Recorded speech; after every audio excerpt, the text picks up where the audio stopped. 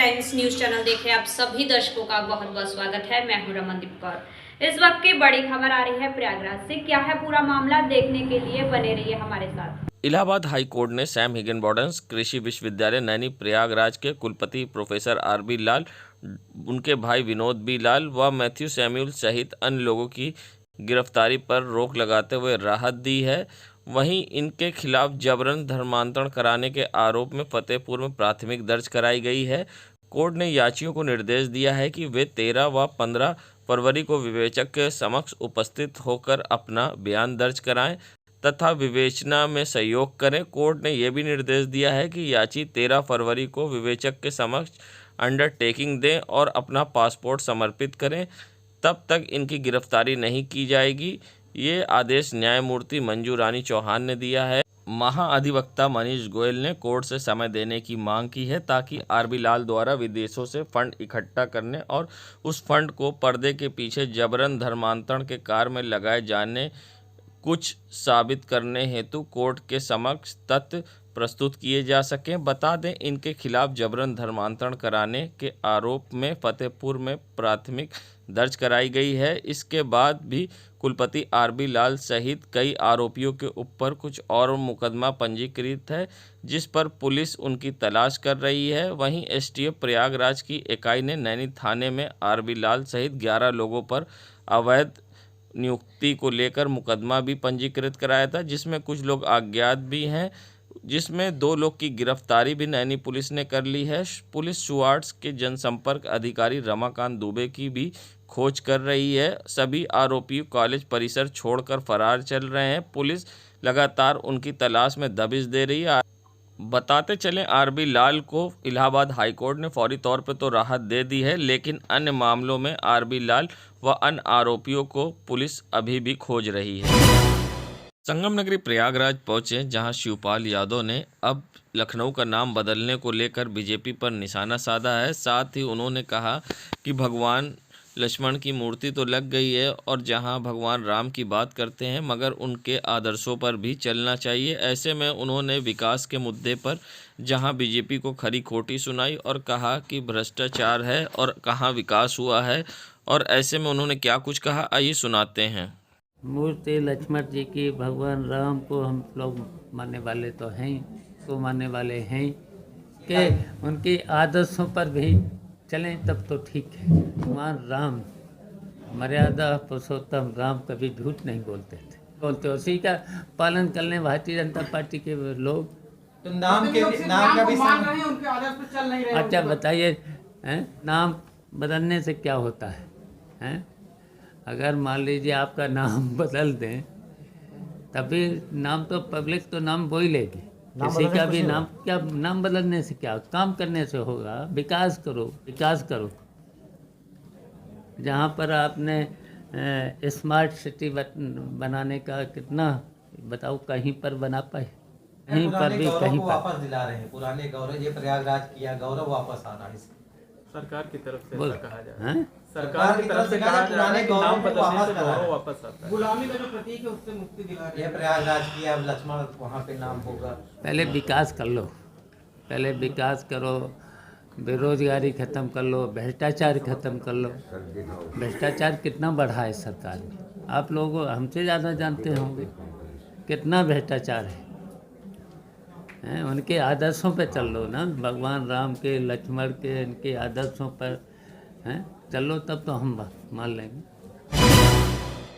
बढ़ते अपराध के कारण जहां जेल में कैदियों की संख्या बढ़ती जा रही है, ऐसे में अब क्रिया योग के योग गुरु सत्यम योगी ने बड़ा बयान दिया है। साथ ही उन्होंने प्रशासन और शासन से अपील भी की है, और सबसे बड़ी बात हम आपको बताते हैं, उनका कहना था कि क्रिया के माध्यम से अपराध कम किया जा सकता है और लोगों की मानसिकता बदली जा सकती है। ऐसे में सत्यम योगी ने प्रशासन और शासन से अपील की है कि नैनी जेल के बंदियों को उनके आश्रम भेजा जाए और पुलिस की कड़ी सुरक्षा में उनको रखा जाए, जिससे वे उनको क्रिया के माध्यम से बदल सकते हैं। उनका ये भी कहना था कि वो जो खाना कहें वो उनको खाना दिया जाए और क्रिया के माध्यम से उनके अंदर से अपराध खत्म किया जा सकता है। क्या कुछ कहा है, आइए सुनाते हैं। ये क्रिया योग के माध्यम से, योग क्या है, योग एक अवस्था है जो हम क्रिया योग ध्यान से प्राप्त करते हैं। योग है दूरी की शून्यता, घृणा की शून्यता, सत्य और अहिंसा से जुड़ना। जब क्रिया योग ध्यान करते हैं तो अपने अंदर के सारे वो चीज़ें ख़त्म हो जाती है जिससे हम वायलेंस करते हैं। जब वायलेंस ख़त्म हो जाता है, अगर हमने वायलेंस किया है, मर्डर हत्या किया है, तो उसको कैसे हम प्रायश्चित करें इसका भी ज्ञान आता है। और जब प्रायश्चित करने लगते हैं तो समाज हमें स्वीकार कर लेता है। अब वास्तविकता ये है कि जब सिद्ध हो चुका है कि क्रिया ध्यान से सारे क्राइम खत्म हो जाते हैं, तो हम शासन प्रशासन से अनुरोध करते हैं कम से कम नैनी जेल के जितने क्रिमिनल्स हैं उनको क्रियाश्रम में किया जाए, पुलिस संरक्षण में रखा जाए, खाना पीना हमारे अनुसार खाएं, उनको अभ्यास कराएंगे हम, और 6 महीने के अंदर उनकी मानसिकता बदल जाएगी। और बदल जाएगी तो सारे जज लोगों को नियुक्त कर दें, उनको चेक कर लें। अगर बदल गई है तो जो धनी संपन्न है छोड़ दे, अपना बिजनेस करें, जो गरीब उनको ट्रेनिंग दे और पैसा दे गवर्नमेंट, वो भी अपना रोटी दाल कमाएंगे।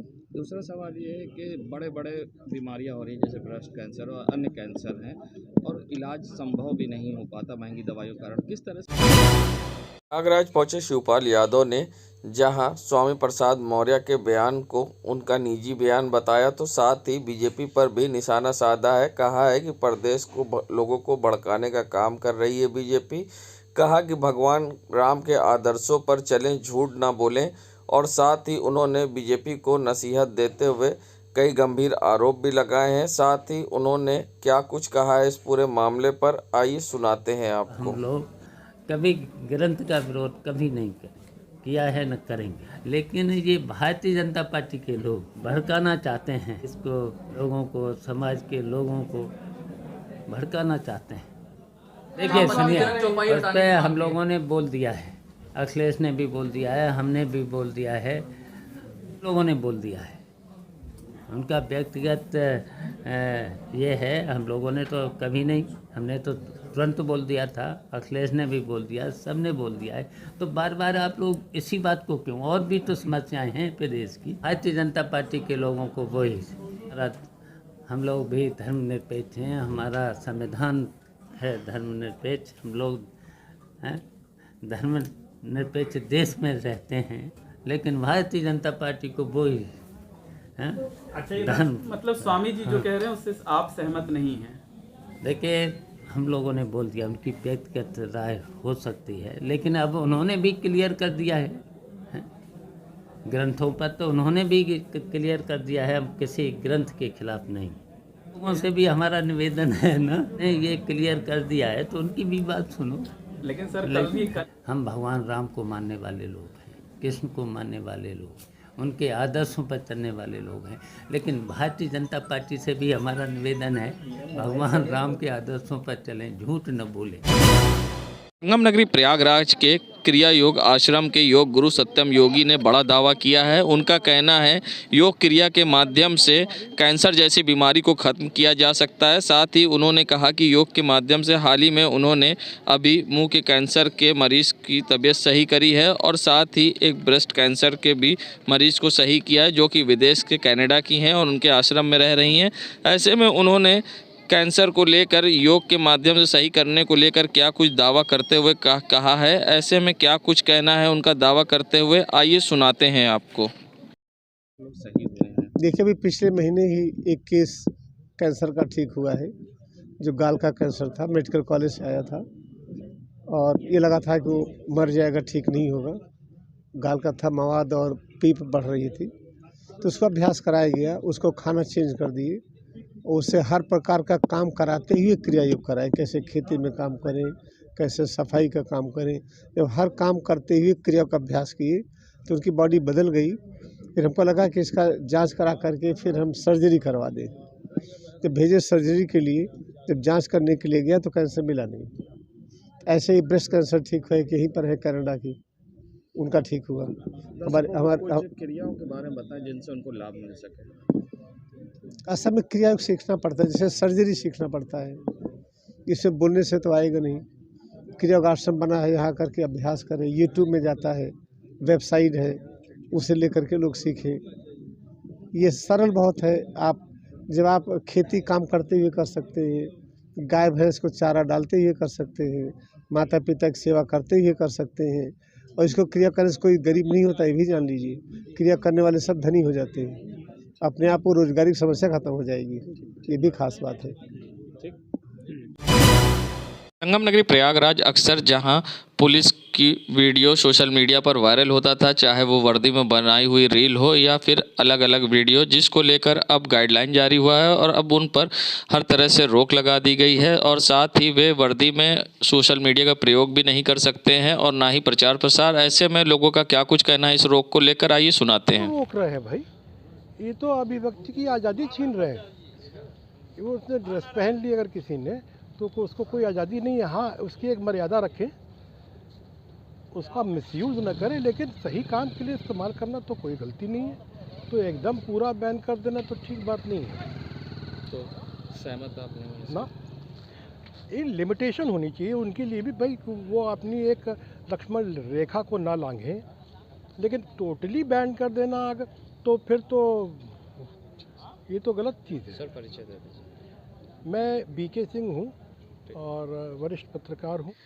यही कहूँगी कि हर उपलब्धि और हर जिम्मेदारी आपसे अपनी एक कीमत ज़रूर मांगती है और कहीं से भी ये गाइडलाइन गलत नहीं है, क्योंकि हर वर्दी का अपना एक सम्मान होता है और हमारे कार्य को बहुत ही गंभीरता से लिया जाता है। समाज में अनुशासन और कानून व्यवस्था बनाने वाली पुलिस हमारी इकाई है, तो जाहिर सी बात है उनसे गंभीरता का लोगों को उम्मीद होती है। तो क्या लगता है कि जिस तरह से पूरी तरह रोक लग गई है, सही है?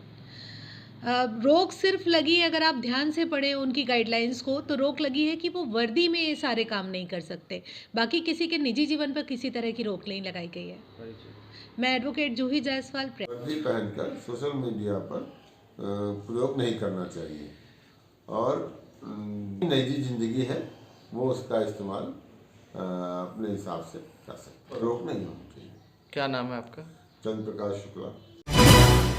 संगम नगरी प्रयागराज की बेटी का सब जूनियर राष्ट्रीय जूडो चैंपियनशिप में हुआ चयन, जहां लखनऊ के हवेलिया कोट स्थित इंडियन ब्लाइंड एवं पैरा जूडो एकेडमी हजरतगंज में उत्तर प्रदेश जूडो टीम हेतु ट्रायल्स हुआ था, जिसमें प्रयागराज के खिलाड़ियों ने भी प्रतिभाग किया, जिसमें प्रयागराज की राखी कनौजिया ने स्वर्ण पदक पर कब्जा जमाया, जो 12 वर्ष की हैं और अपने वेट कैटेगरी में खेलकर नेशनल प्रतियोगिता के लिए चयनित हुई। जूडो कोच संजय गुप्ता ने बताया कि ये राष्ट्रीय जूडो चैंपियनशिप चेन्नई में आयोजित हो रही है, जिसमें प्रयागराज की बेटी राखी कनौजिया सब जूनियर में यूपी से प्रतिभाग करेंगी।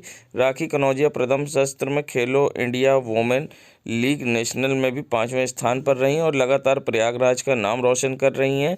राखी जगत तारण इंटर कॉलेज की छात्रा भी हैं और साथ ही मदन मोहन मालवीय स्टेडियम से ये प्रशिक्षण भी ले रही हैं।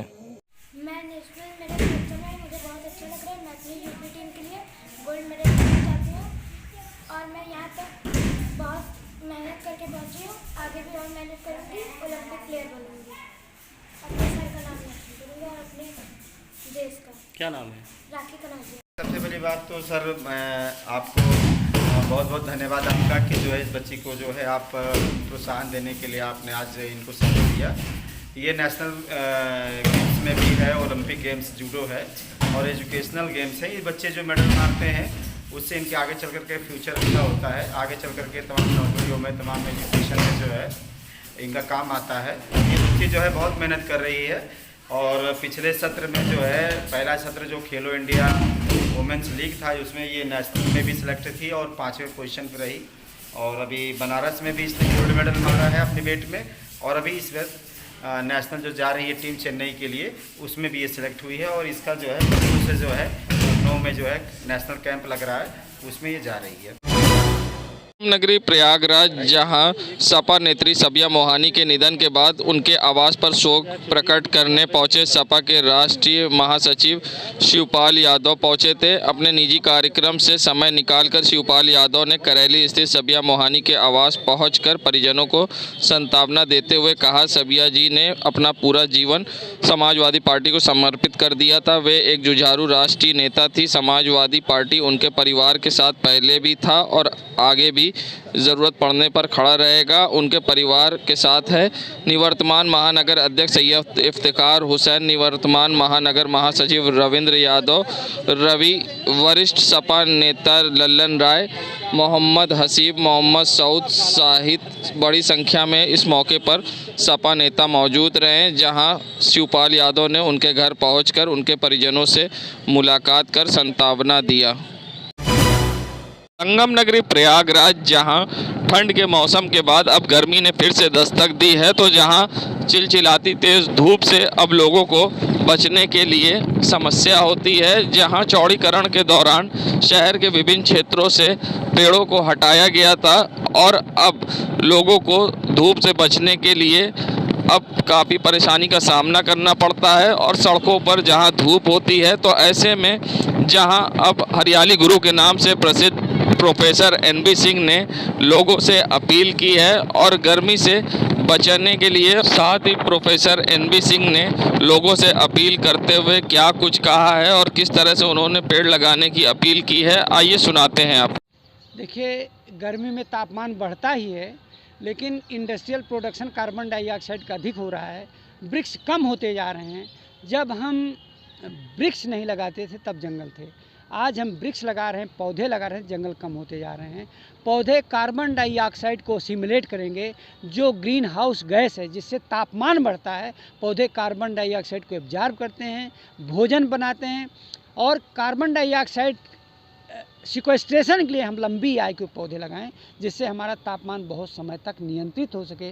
लोग चिंतित हैं कि तापमान में वृद्धि को कैसे रोकें, तो पौधे ही एकमात्र साधन है कि कार्बन डाइऑक्साइड को एब्जॉर्ब करने के लिए। हम कहते हैं आप अधिक से अधिक पौधे लगाइए, और लगाने के साथ साथ जहां हमारे पूर्वजों ने कहा वृक्षों की पूजा करिए, वहां वृक्ष लगाइए, वृक्षों को सुरक्षित करिए, क्योंकि वृक्ष ऑक्सीजन देते हैं और कार्बन डाइऑक्साइड लेके तापमान कम करते हैं। वृक्षों से 60 डिग्री सेल्सियस तापमान कम करता है। मैं बता दूं, मेरे घर में AC नहीं है, कूलर भी मैं नहीं चलाता हूं। केवल वृक्षों के सानिध्य से अगर आप नेचर के साथ रहेंगे तो आप स्वस्थ और स्वच्छ रहेंगे। Thank you.